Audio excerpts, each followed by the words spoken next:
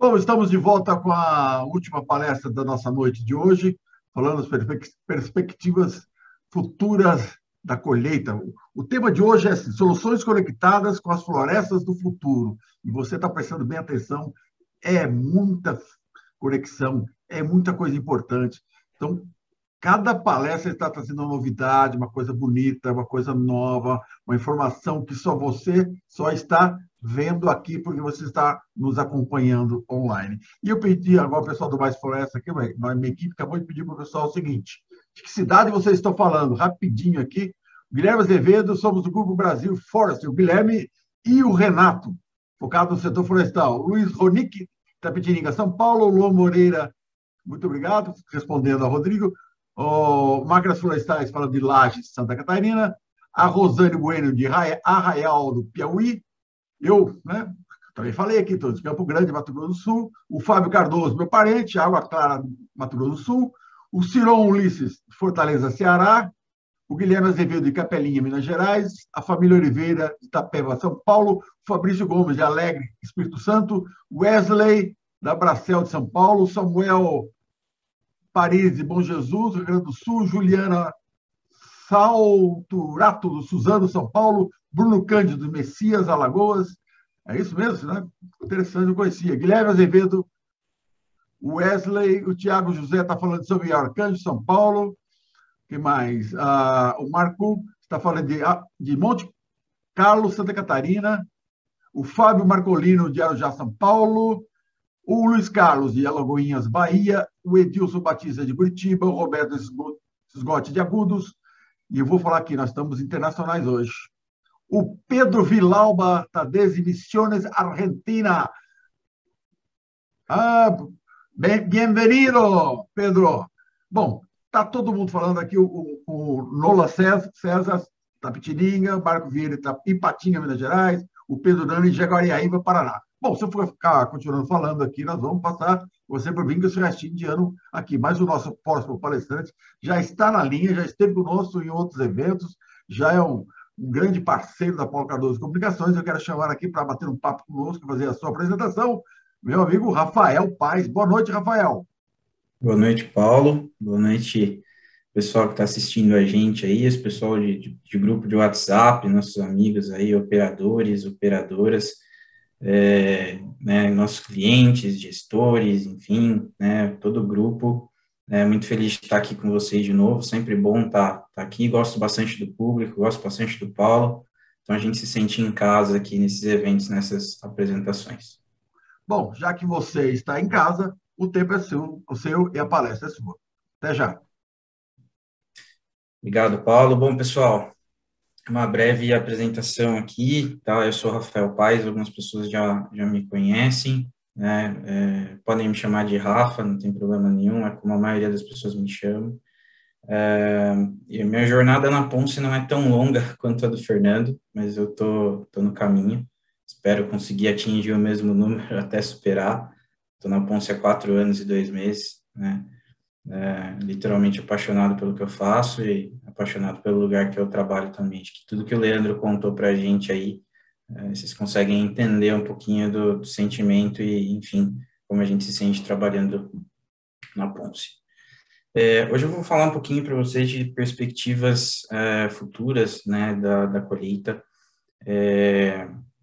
Eu tenho sempre a honra, né, de comentar sobre as tendências, o que a gente está preparando para o futuro, as nossas ferramentas de tecnologia, toda essa nova onda, né, esse novo universo conectado que a gente está construindo.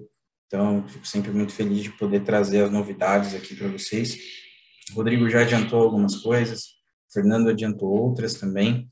Então, acho que pego um pouquinho da apresentação dos meus colegas aí, posso usar também aqui para trazer vocês e fazer alguns paralelos na minha apresentação, tá? Então, vamos começar.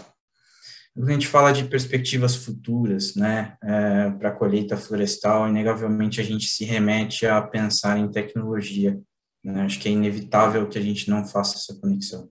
Quando a gente pensa no futuro, né, das máquinas e da colheita florestal, de toda essa cadeia, a gente, né, vem sempre à mente, máquinas com alta tecnologia, máquinas híbridas, né, máquinas autônomas, operação remota, suporte remoto, operação à distância, manutenção à distância, redução de custos operacionais, então tudo isso surge com bastante força, né, e até com um pouco de confusão, talvez, na nossa cabeça, na nossa mente. São conceitos, parecem bem similares, mas são coisas bem distintas, que exigem um esforço considerável aí também para serem implementados, tá? E a gente vai conversar um pouquinho sobre isso durante a minha apresentação.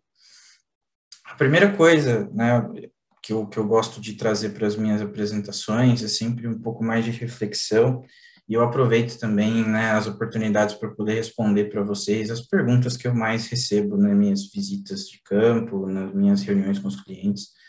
E essa é uma pergunta que sempre vem para a mesa, né? Sempre fazem para mim, sempre fazem para o Fernando, para o Rodrigo, a respeito do desenvolvimento, né, do setor florestal. Por que a gente tem outros setores que estão mais desenvolvidos do que o nosso setor florestal? Então, tem um fundo aí rodando, né, algumas imagens para vocês. A gente tem, por exemplo, a mineração, a agricultura, e o próprio assistência, né, esses ecossistemas que a gente está criando dentro de casa agora, essas assistências domésticas, né, vamos chamar assim, os robozinhos e tudo mais, eles têm algumas características importantes, tá, e que permitem com que eles se desenvolvam de uma maneira mais rápida, né, com que eles tragam tecnologia mais recente, mais atual, com mais facilidade, tá. A primeira coisa que eu gostaria de destacar é a escala. Tá? Então, quanto maior o número de indivíduos, né, a gente trata desses desenvolvimentos e novas tecnologias, mais complexo. Isso fica mais difícil de implementar. Tá? Então, a gente tem clientes, né, com mais de 100 equipamentos, clientes chegam a quase 500, 600 equipamentos, somente de colheita florestal, né, dedicados à atividade de colheita florestal. Então, isso dá para nos dar uma dimensão do tamanho, da complexidade do desafio, que é fazer desenvolvimento, por exemplo, de veículos autônomos ou semi-autônomos, num ambiente que em escala é muito grande. O segundo ponto, pessoal, é o ambiente operacional, né? E aí, especificamente, quando a gente fala dos autônomos, né, a gente até colocou uma imagem aqui da mineração. O ambiente operacional é um fator que contribui bastante e que gera bastante dificuldade para nós aqui, para os desenvolvedores, tá? A gente está dentro da floresta, né, então a gente está dentro de um ecossistema vivo, né, com diferentes espécies, né, diferentes comportamentos dessas espécies, né, diferentes padrões e diferentes necessidades também.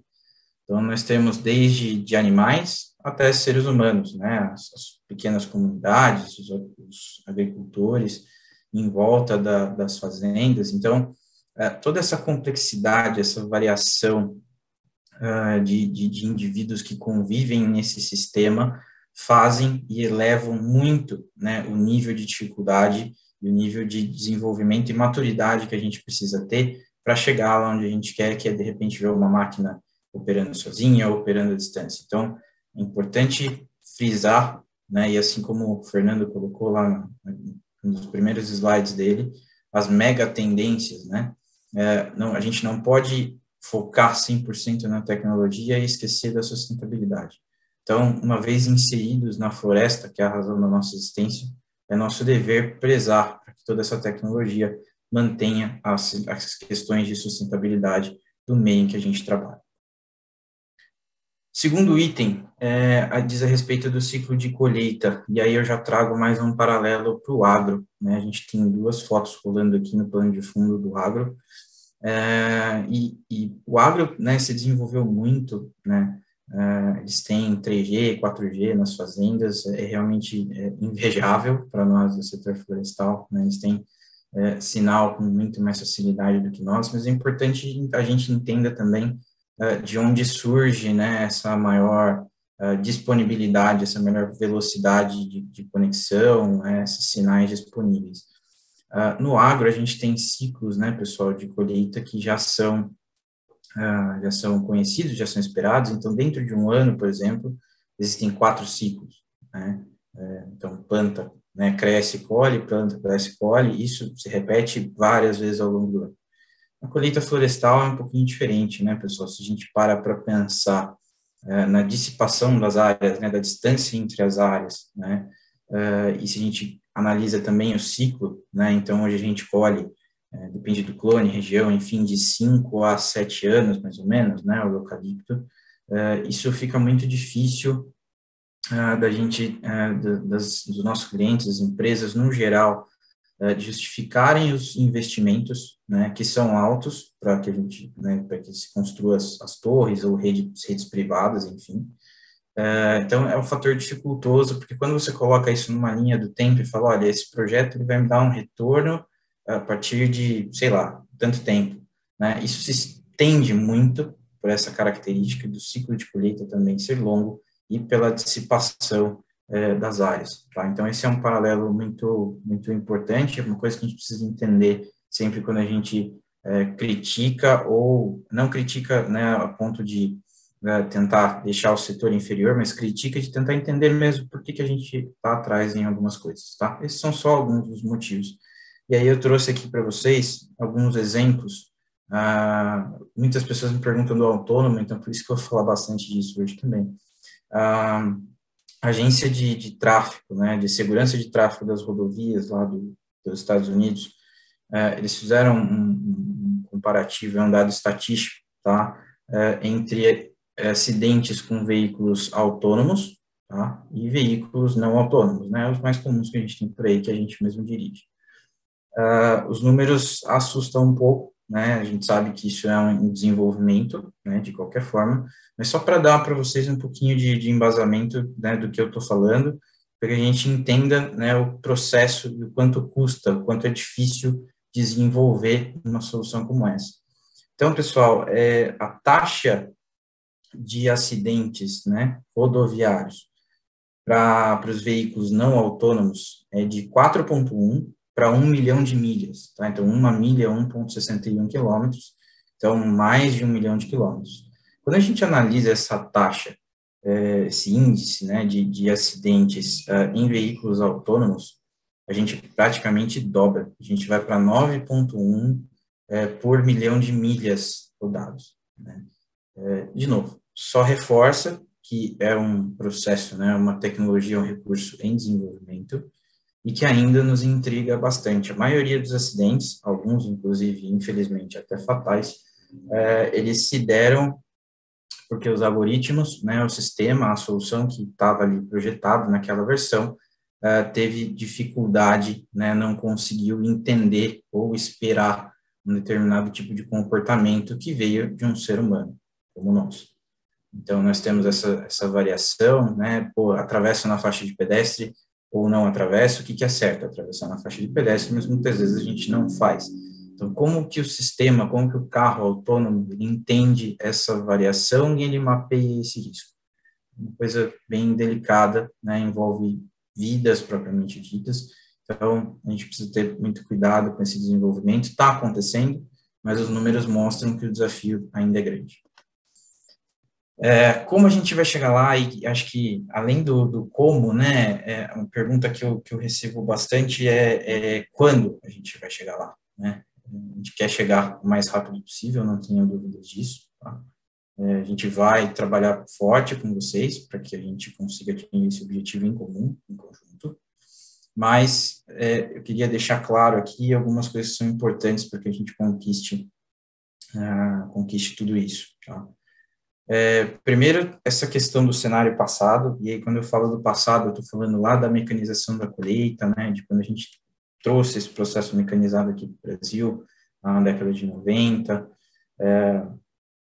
a mecanização em si, né, quando a gente construiu lá e elaborou, né, o pessoal do setor está desde o começo, os procedimentos e processos de segurança, os procedimentos operacionais, tudo que isso já foi conhecido, já foi estudado, analisado, né, e difundido como um padrão de operação brasileira aqui, vai ser importante para que a gente consiga, né, continuar com os nossos passos em direção ao futuro. E também muito importante as questões do presente, né, pessoal? A gente falou das megas tendências, eu falei de mega tendências no outro evento que eu participei aqui com o Paulo, o Fernando falou de mega tendência, o Rodrigo também. Então, as mega tendências são muito importantes, elas vão ditar bastante a direção para onde a gente vai caminhar nos nossos desenvolvimentos. Os serviços digitais, o Fernando focou bastante na questão dos serviços digitais, são o futuro. Então, além da gente ter a frota, né, além do cliente ter a frota, da gente conseguir suportar e fornecer os equipamentos, acima disso, a gente quer fornecer os serviços digitais para que a gestão dessa frota, de todas essas informações, seja a melhor possível. Tá?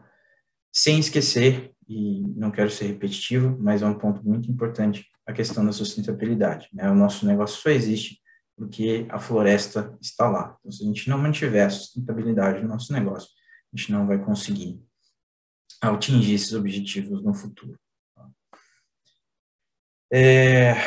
Alguns pontos interessantes também que eu gostaria que a gente refletisse, vou comentar um pouquinho deles a seguir, né?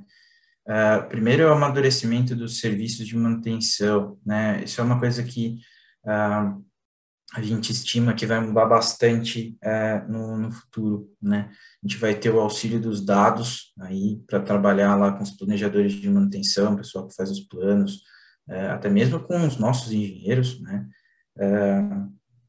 Para que a gente consiga construir planos de preventiva mais robustos, planos de preditiva que atendam melhor a uma realidade que o cliente pode escolher, né, como conduzir, como manipular, de acordo com o budget e tudo mais, diversas outras características técnicas e econômicas que são relevantes nesse processo. Tá?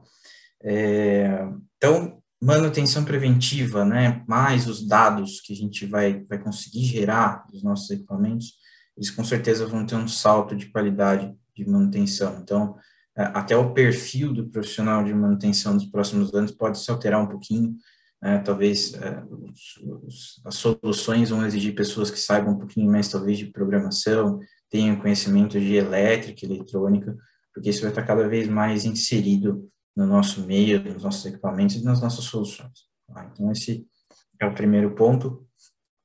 E uma coisa importante, sempre fiz isso nas minhas apresentações, as capacitações, né, e quem faz toda essa roda girar são as pessoas capacitadas com esse tipo de ferramenta que a gente está vendo aqui no fundo, né, simuladores, que a gente consegue entender, desmontar, montar, sem ter que ter estrutura física, você tem que estar presencialmente num lugar para poder adquirir esse conhecimento. Então, essa base vai ser muito importante, né, juntamente com os dados, para que a gente atinja níveis de amadurecimento bem bacanas de serviços de manutenção. Segundo ponto são equipamentos inteligentes e automações. Então, a gente comentou, o Rodrigo, na verdade, comentou de alguns opcionais, algumas assistências, né, que a gente tem para o operador, e essa palavra, vocês vão perceber que a gente vai cada vez falar mais nela, né, assistências ao operador. Então, sistemas, recursos, né, que de uma certa forma facilitam a vida do operador, tiram um pouquinho de autonomia, no bom sentido, claro, para trazer mais segurança ou trazer mais produtividade. Dois exemplos interessantes, aqui a gente está vendo o Active Crane, que é a automação do telescópio, e o Rodrigo citou na apresentação dele também o SAAF, que é o sistema auxiliar de frenagem, né, de freios para especialmente operações em áreas declivosas, né, vivos, né, como a gente se mantém sempre entregando mais e com esse olhar de futuro para o mercado. Então, nosso valor aí, nosso pilar de inovação bem forte, sempre presente aí com a gente. Obrigado, então, Rafael. Está aí a palavra-chave. Então, o pessoal está aqui. Responde Renato, o Marcos, o Diogo, o Pedro Nani, as máquinas florestais. Ele está aqui. Calma, pessoal. Calma. Vou pedir para todo mundo ligar sua câmera e seu áudio aí para a gente voltar já com o nosso bate-papo. Olha lá, o Pedro Nani já está respondendo. Calma, gente, vai ser assim, ó. Eu explicar. Primeiro, nós vamos sortear 5 camisetas. Depois, nós vamos sortear a máquina depois do nosso bate-papo. Tá ok? Então, só no final que eu vou falar. Agora respondam. Mas o pessoal já respondeu.